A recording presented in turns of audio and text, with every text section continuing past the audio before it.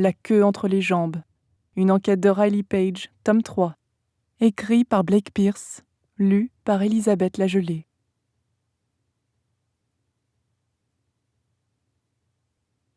Prologue.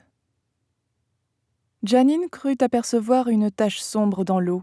C'était grand et noir, et ça se balançait au rythme des vaguelettes. Elle tira sur la pipe à cannabis avant de la tendre à son copain. Et si c'était un très gros poisson, ou une autre bête? Janine secoua la tête, comme pour faire taire son imagination. Elle avait envie de se détendre. Pas la peine de flipper. Le lac Nimbo était un réservoir artificiel de poissons destiné à la pêche, comme il en existait en Arizona. S'il y avait un monstre du Loch Ness là-dedans, ça se saurait. Colby lança. « Oh putain, le lac est en feu !»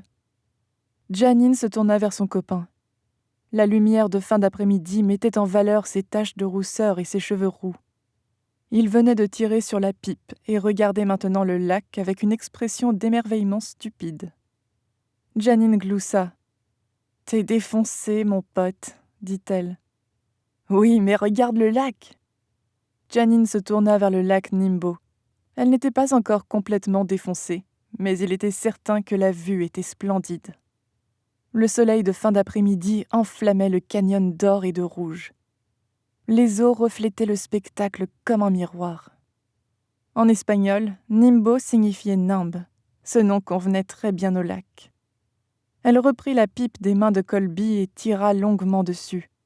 La fumée laissa une traînée brûlante dans sa gorge. Elle était tout près de la défonce. Trop bien. D'accord, mais c'était quoi cette tache noire dans l'eau? Rien, juste une illusion d'optique, se dit-elle.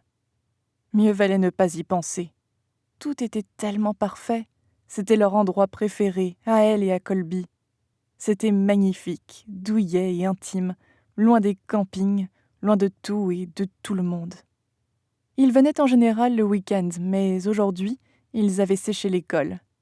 Il faisait trop beau pour s'enfermer dans une classe. La voiture de Colby était garée sur la route de terre, derrière eux. Un vertige lui monta à la tête, le début d'une défonce royale. Soudain, le lac lui parut trop lumineux et trop superbe à regarder.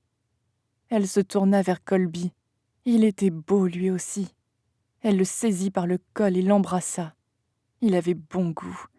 Tout était merveilleux chez lui. Elle le repoussa doucement et le regarda dans les yeux, le souffle court. « Nimbo, ça veut dire nimbe, tu le savais ?»« Ouah !» dit-il. « Ouah !» On aurait dit qu'il n'avait jamais rien entendu d'aussi fantastique.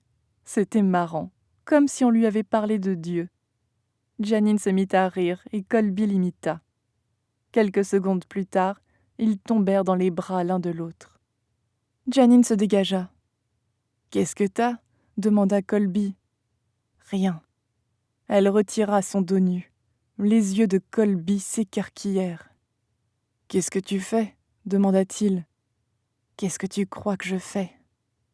Elle remonta le t-shirt de Colby sous ses aisselles.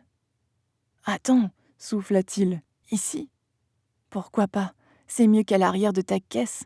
Personne regarde. »« Mais un bateau !» Janine éclata de rire. « Et s'il y a un bateau qui passe, et alors ?»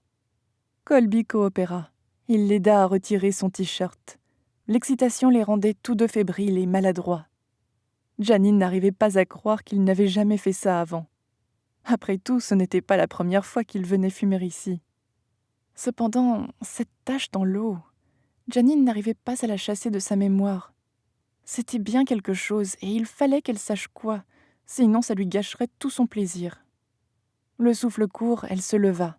« Viens, » dit-elle, « je veux vérifier un truc. »« Quoi ? » ?»« Je sais pas, viens. » Elle prit la main de Colby et tous deux dévalèrent en trottinant la pente douce jusqu'au rivage. La défonce de Janine se changeait en bad trip. Elle le sentait. Elle détestait quand ça arrivait.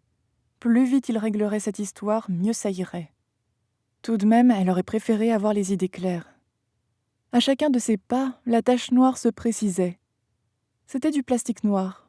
Il y avait une forme blanche et longue à côté. Janine finit par comprendre que c'était un sac poubelle. Il était ouvert et la forme d'une main étrangement pâle se laissait entrevoir par l'ouverture. Un mannequin peut-être, pensa Janine. Elle se pencha pour y voir plus clair. La peau blafarde et le vernis rouge sur les ongles. Nous espérons que vous avez apprécié cet aperçu. Pour continuer à écouter ce livre audio sur Google Play Livres, utilisez le lien dans la description de la vidéo.